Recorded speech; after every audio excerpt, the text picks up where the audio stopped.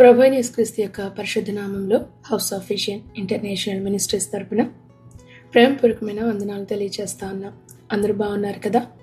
దేవుని యొక్క ఉన్నతమైన కృపలో మరొక దినంలోనికి అడుగు పెట్టడానికి దేవుడు మనకి కృపను చూపించారు. మరి వాక్య భాగాల ద్వారా కుటుంబాలుగా మీరు దీవించబడుతున్నారు, దేవుని సన్నిధిలో బలపరచబడుతున్నారని విశ్వసిస్తూ ప్రభునామాన్ని మహింపరుస్తున్నాం. జూన్ మాసం 3వ తారీఖు 2026 సంవత్సరం. ఈనాటి వాక్య ధ్యానం కీర్తన గ్రంథం 89వ అధ్యాయము 21వ వచనం.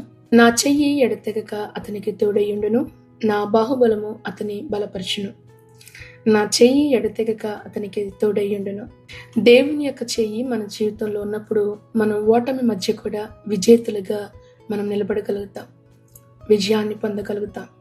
బైబిల్ గ్రంథంలో దేవుని చెయ్యి, హ్యాండ్ ఆఫ్ గాడ్ అనేది కేవలం అది ఒక రూపకం కాదు, కానీ దేవుని యొక్క సన్నిధి అని అర్థం, లేదా దేవుని శక్తి, దేవుడు అనుగ్రహించే రక్షణ, దేవుని యొక్క నడిపింపు అని అర్థం.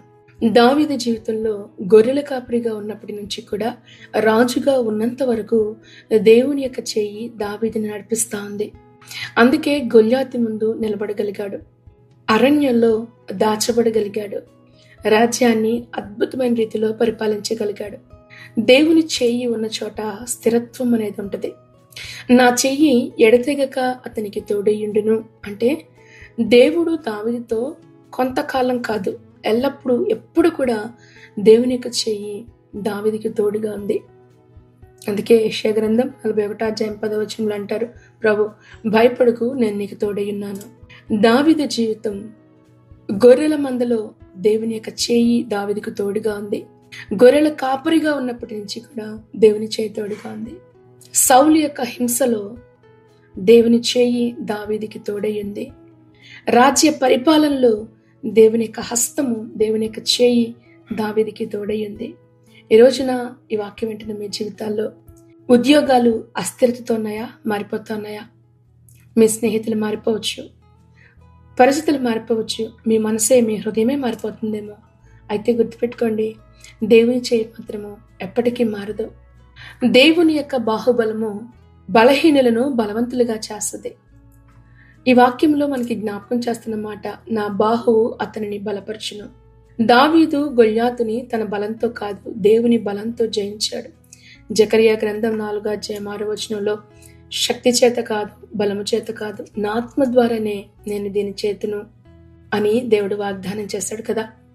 నిజమే. సంసోను జీవితంలో కూడా న్యాయాధిపతుల గ్రంథంలో మనం చూస్తాం 16వ అధ్యాయంలో తన బలాన్ని కోల్పోయాడు సంసోను ఒకానొక సమయంలో.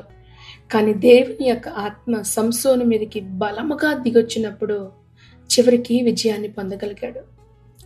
ఈ రోజున కూడా ఈ వాక్యం వింటున్న మీరు జీవితంలో ఒకవేళ మీరు బలహీనులుగా ఉండొచ్చు, చిన్నవారిగా ఉండొచ్చు, హీనమైన స్థితిలో ఉండొచ్చు. అయితే దేవుని యొక్క బలం నువ్వు కోరుకో హృదయపూర్వకంగా. ఆయన బలం వచ్చినప్పుడు చిన్నవారు గొప్ప కార్యాలు చేస్తారు. జీవితంలో కొన్ని యుద్ధాలు ఉంటాయి, అవి మన బలంతో గెలవలేం. కొన్ని బాధలు, కొన్ని ఇబ్బందులు మన జ్ఞానంతో పరిష్కరించలేం. దేవుని యొక్క సామర్థ్యం చేత మాత్రమే, దేవుడు అనుగ్రహించే ఆయన హస్తం చేత మాత్రమే వీటిని మనం పొందుకోగలుగుతాం. దేవుని పిల్లలు ఎప్పుడు కూడా ఒంటరిగా నడవరు. ఇజ్రాయేలీలు ఎర్ర సముద్రం దగ్గర చిక్కుపడిపోయినప్పుడు దేవుని చెయ్యి వారిని విడిచిపెట్టలేదు. నిర్గమకాండం 14వ అధ్యాయం 13వ వచనంలో ఈ మాట మనం చదువుతాం, యెహోవా మీ పక్షముగా యుద్ధం చేయను అని కదా. అవును, దేవుని యొక్క హస్తం మనకు తోడుగా ఉన్నప్పుడు మన శత్రువుల పైన మనకి విజయాన్ని దేవుడు అనుగ్రహిస్తాడు. ఆయన బాహుబలం మనల్ని బలపరిచేది. మన బలం పరిమితమైంది, కానీ దేవుని యొక్క బలం అపరిమితమైనది. అలసిపోయిన వారికి దేవుడు బలమును అనుగ్రహించే దేవుడు. ప్రభు చెప్తాడు అపోస్తలుడైన పౌలు గారితో, నా కృప నీకు చాలు, బలహీనత యందు బలహీన సమయంలో నా శక్తి నీలో పరిపూర్ణమవుతున్నదని కదా. పౌలు తన బలహీనతలో దేవుని యొక్క శక్తిని అనుభవించాడు. మనం కూడా ఎప్పుడు బలహీనలము అని మీకు అనిపిస్తుందో అప్పుడు దేవుని ఆహ్వానించండి, ప్రభా నా శక్తి సరిపోవటంలా, నా బలం సరిపోవటం లేదు, నీ బలం చేత నేను బలపరచబడాలని ప్రభుని అడిగినప్పుడు దేవుడు మిమ్మల్ని అత్యున్నతమైన స్థానానికి దేవుడు మిమ్మల్ని నిలబెట్టే దేవుడు ఆయన.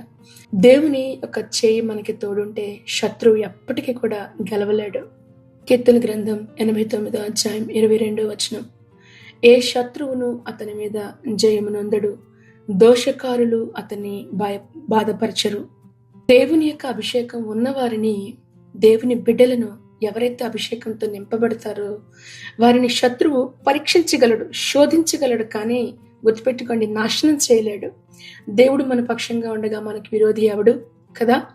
గొల్యాతు చాలా పెద్దోడు, దావీదు చాలా చిన్నవాడు, కానీ దేవుని యొక్క బాహుబలము దావీదుకి విజయాన్నిచ్చింది. దేవుని చేయి తోడే ఉన్న వాళ్ళకి గుర్తుపెట్టుకోండి, దేవుని యొక్క చిత్తంలో వారు నెరవేర్చబడతారు. పిలుపు నెరవేర్చబడుతుంది. దావీదు గొర్రెల కాపరిగా ఉన్న దావీదు రాజుగా ఎదిగాడు అంటే కారణం యెహోవా హస్తం అతనికి ఎడతెగక నిలిచి ఉన్నది. అవును, జీవితంలో అపజయాలు వస్తాయి, కొన్నిసార్లు పడిపోతున్న పరిస్థితులు వస్తాయి, కాలు జారుతున్న స్థితిగతులు వస్తాయి. అయినా ధైర్యం తెచ్చుకొనండి. తిరిగి ప్రభు సన్నిధిలో పశ్చాత్తాపంతో అడగండి, ప్రభా నీ చేయి నన్ను విడిచిపెట్టొద్దు ప్రభా, నేను పడిపోకూడదు, నీ సన్నిధిలో నేను లేచి నిలబడగలగాలి. అడుగుదామా దేవుని సన్నిధిలో? దేవుని యొక్క బలము పైన ఆధారపడండి. కష్టకాలంలో దేవుడు మిమ్మల్ని విడిచిపెడతాడు అని అనుకోకండి. దేవుడిచ్చిన పిలుపు విషయంలో భయపడకుండా దేవుడు సన్నిధిలో నిలబడండి. ఆయన నిశ్చయంగా నెరవేర్చే దేవుడు. ఆయన ప్రార్థనలో దేవుని యొక్క బలాన్ని అడగండి. దేవుని యొక్క నడిపింపు కొరకు ఎదురు చూడండి. చివరికి అద్భుతమైన విజయాన్ని మీ జీవితాల్లో మీరు చూస్తారు. ఈరోజు నీ వాక్యం వింటున్న మీలో కొంతమంది అలసిపోయి ఉండొచ్చు, బలహీనంగా ఉన్నారేమో, భారంతో నలిగిపోతా ఉన్నారేమో, కుటుంబ భారాలు, సమస్యలు, నిరాశలో మీరుంటూ ఉన్నారేమో. అయితే ఈరోజు నీ వాక్యం ద్వారా ప్రభు మీతో మాట్లాడుతూ ఉన్నాడు. నా చెయ్యి ఎడతెగక మీకు తోడై ఉంటుంది, నా బాహుబలమే నిన్ను బలపరుస్తుంది. ప్రతి బలహీన స్థితిగతుల్లో కూడా, ఓడిపోతున్నారు అనుకున్న పరిస్థితుల్లో కూడా దేవుడు తన చేయి పట్టుకుని ఆయన మిమ్మల్ని నడిపించే దేవుడు. అలసిపోకండి, విసిగిపోకండి, వెనకడుగు వేయకండి. దేవుని యొక్క చేయి పట్టుకుని నడిచేవాడు ఎప్పటికీ కూడా అలసిపోడు, సొమ్మసిల్లడు. యెహోవా కొరకు ఎదురు చూసి వారు నూతన బలం పొందుతారని వాక్యం సెలవిస్తూ ఉంది. దినదినము కూడా రెక్కలు చాపుతూ ఇంకా ఇంకా ఇంకా పైకి ఎగురుతూ విజయ జీవితాన్ని, విజయవంతమైన జీవితంలో దేవుడు నడిపిస్తాడు కదా. కనుక మీ బలహీనతలను దాచిపెట్టుకోకుండా దేవుని ముందు ఒప్పుకోండి. ఎక్కడ పడిపోయారో, ఎక్కడ బలహీనలు అవుతూ ఉన్నారో ప్రభు ముందు ఒప్పుకోండి. తిరిగి ప్రభు సన్నిధిలో ప్రభు చేపట్టుకోవడానికి ప్రయత్నించేయండి. ఒప్పుకుంటూ తన అతిక్రమములను ఒప్పుకునేవాడు ధన్యుడి కదా. ఒప్పుకుంటూ దేవుని సన్నిధిలో పశ్చాత్తాపంతో ఆయన బాహుబలము పైన ఆధారపడండి. నిజమైన బలం దేవుని యొక్క బలమే, మన జ్ఞానం మన బలం కాదు. కనుక దేవుడు మిమ్మల్ని తప్పకుండా ఆయన నిలబెట్టే దేవుడు. ఈ యొక్క వాక్యం వింటున్న ప్రతి ఒక్కరిని దేవుడు దీవించి ఆశీర్వదించిన కాక. ఆమేన్, ఆమేన్. ప్రార్థన చేసుకుందాం. మహాపరిశుద్ధుడా, ధనిగా నువ్వు చేయగలిగిన దేవుడవు దేవా, నువ్వు శుద్ధుడవు కమ్మని సెలవిచ్చిన వాడు. ఇదిగో ఈ వాక్యం వింటున్న అనేక మంది ఈ రోజున బలహీనులుగా ఉన్నారు, నిరాశలో ఉన్నారు, గుండె చెదిరిపోయినారు ప్రభా. ఇదిగో ఇచ్చిన పిలుపు నుంచి తొలగిపోయినారు. నీ కృపాహస్తాలకు నీ బిడ్డలను అప్పగిస్తున్నా. తిరిగి నువ్వు చేయి పట్టుకోదేవా. నీ చేయి తోడై ఉన్నప్పుడు అన్ని విషయాల్లో కూడా విజయాన్ని పొందగలుగుతాం ప్రభా. నీ చేతిని, నీ బాహుబలమును నీ బిడ్డలపైకి మీరు శాపమని అడుగుతున్నాను. ఎక్కలేనంత ఎత్తైన కొండపైకి ప్రభా అన్ని బిడ్డలు ఎక్కి నిలబెట్టమని అడుగుతున్నాం. నీకు స్తోత్రాలు ప్రభా. బలపరచండి, కృప చూపించండి. ఎడతెగక ప్రభా నీ బిడ్డల జీవితాల్లో నీ కృపను అనుగ్రహించండి. కుటుంబ సమస్యలతో నిరాశపడుతూ ఉన్నారు దేవా, భారాలు మోయలేక నలిగిపోతూ ఉన్న స్థితిలో ఉన్నారు, అలసిపోయి ఉన్నారు, బలహీనులుగా ఉన్నారు. దర్శించండి. ఈ రోజు మీరు అందరితో నువ్వు మాట్లాడినందుకు నీకు స్తోత్రాలు. నీ బాహుబలమే బలపరిచేదయా, నీ చెయ్యి మాత్రమే తోడయుండి నడిపించేది ప్రభా. నువ్వు సహాయం చేయమని అడుగుతూ, బలము తరిగిపోతున్న చోట నీ బాహుబలాన్ని విడుదల చేయండి నాయన.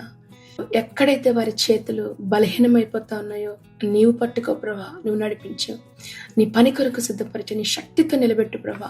నీ కొరకు బలమైన కార్యాలు చేయడానికి నీ కృప దయచేయమని, కుటుంబాలుగా దీవించండి, ఆశీర్వదించండి, నీ మహిమతో నడిపించమని. ఇదిగో నాయన, బిడ్డల యొక్క భవిష్యత్తును నువ్వు ఆశీర్వదించు. చేస్తున్న ఉద్యోగాల్లో నీ దీవెన ఆశీర్వాదం ఇవ్వండి. వృద్ధుల పైన నీ హస్తం నుంచండి. అనారోగ్యంతో వారిని జ్ఞాపకం చేసుకో.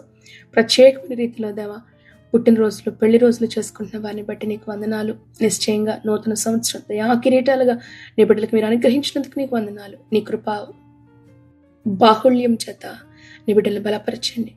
నీ మహిమ చేత ప్రభావం ఎత్తి పట్టుకునండి. నూతన కార్యాలు గుండా నీ బిడ్డలు నడిపించమని అడుగుతూ, ఈ రోజున మీరు చేస్తున్న ప్రతి ప్రయత్నాలను కూడా ఆశీర్వదించండి. ప్రయాణాలను మీరు దీవించండి. క్షేమమును, భద్రతను దయచేయమని మీ కృప కలిగిన హస్తాలకు దేవా, కన్నీటితో దుఃఖముతో ఉన్న వారిని జ్ఞాపకం చేసుకో. ఆదరించి ఓదార్చి బలపరచమని ప్రభువైన యేసుక్రీస్తు నామములో ప్రార్థించి మీ బిడ్డలను ఆశీర్వదించి దీవిస్తున్నాం మా పరమ తండ్రి. ఆమేన్, ఆమేన్, ఆమేన్. ప్రభువైన యేసుక్రీస్తు కృప మీ అందరికీ తోడేయండి, నడిపించును గాక. ఆమేన్.